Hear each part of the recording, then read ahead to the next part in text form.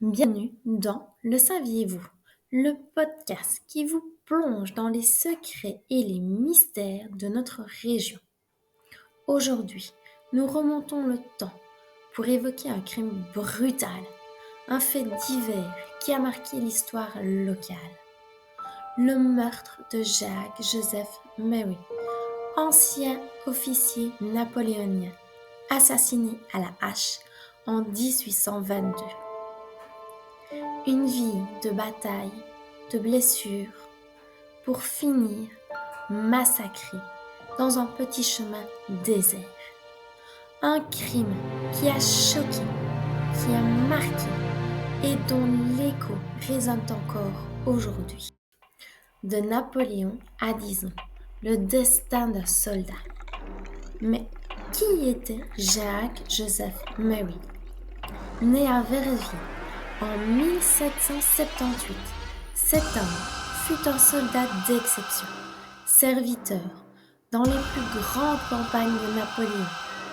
Il a combattu à Austerlitz, aujourd'hui Słasków, en Moravie, Wagram, Iéna, Friedland, la campagne de Russie, des champs de bataille terribles où il a échappé à la mort à plusieurs reprises.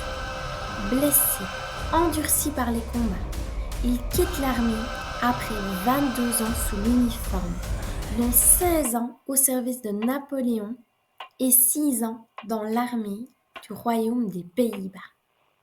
Un vétéran respecté, admiré, qui a survécu aux pires horreurs, mais qui en temps de paix allait tomber sous les coups d'un assassin. Un crime sauvage dans un lieu désert. Le 18 novembre 1822, Jacques-Joseph Mary emprunte un petit chemin isolé, dépendant de la rue Gris-Chevry à l'avenue du Centre. Ce sentier est aujourd'hui peu fréquenté, mais à l'époque, il menait à un bassin de natation. C'est là que l'attend son meurtrier. Une hache, une attaque d'une rare violence.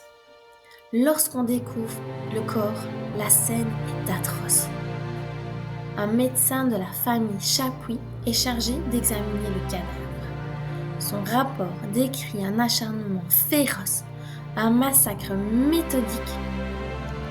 Jacques-Joseph Mary, qui avait survécu aux plus grandes batailles, meurt ici, seul, sans défense, victime d'un acte d'une lâcheté absolue.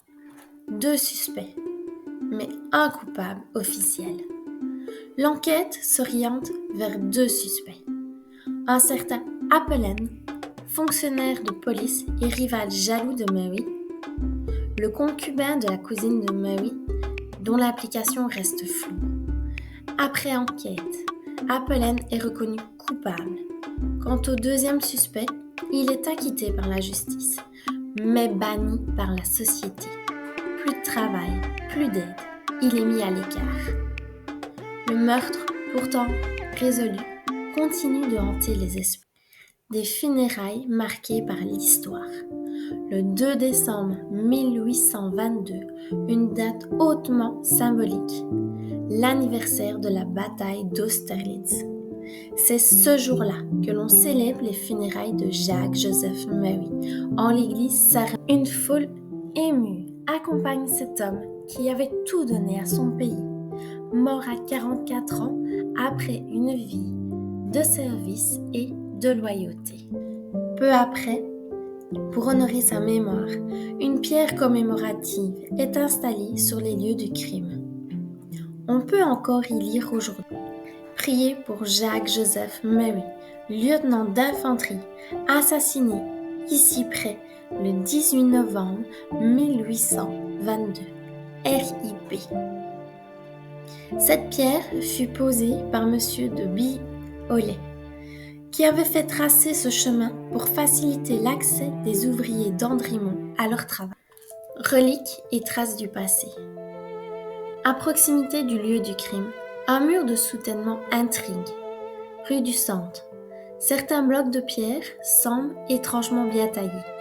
Il s'agit en réalité de matériaux récupérés du château d'Andrimont, dont il ne reste aujourd'hui que la maison de l'intendant. Un peu comme la cathédrale Saint-Lambert à Liège, dont certaines pierres ont servi à consolider les berges du boulevard de la Sauvenière. Des traces du passé intégrées dans le paysage actuel. La rue du Vivier, un souvenir disparu. À quelques pas de là, un autre vestige nous rappelle le quotidien d'autrefois. Pourquoi la rue du Vivier porte-t-elle ce nom? Il y a longtemps, un point d'eau était installé ici, un bassin où les habitants puisaient de l'eau avant l'arrivée des conduites modernes. Un document historique aimablement prêté par Jacques Remacle à mon grand-père montre un représentant de l'ordre posé devant cette pierre. Mais cette commodité a fini par disparaître, jugée désuète et dangereuse. On a préféré la couvrir pour éviter les chutes et les accidents. Le meurtre de Jacques-Joseph Murray reste l'un des drames marquants de notre histoire locale. Un soldat qui avait survécu au pire champ de bataille, mais qui trouvera la mort dans un simple chemin de campagne, sous les coups d'un assassin lâche et jaloux. Aujourd'hui encore, une pierre garde son souvenir, comme un témoin silencieux d'un destin brisé. Merci d'avoir écouté cet épisode de Le saviez-vous, inspiré des récits de mon grand-père Georges Zeyan. Connaissez-vous cette histoire? Avez-vous déjà vu la pierre commémorative? Partagez vos réflexions et vos souvenirs et rejoignez-nous pour un prochain épisode.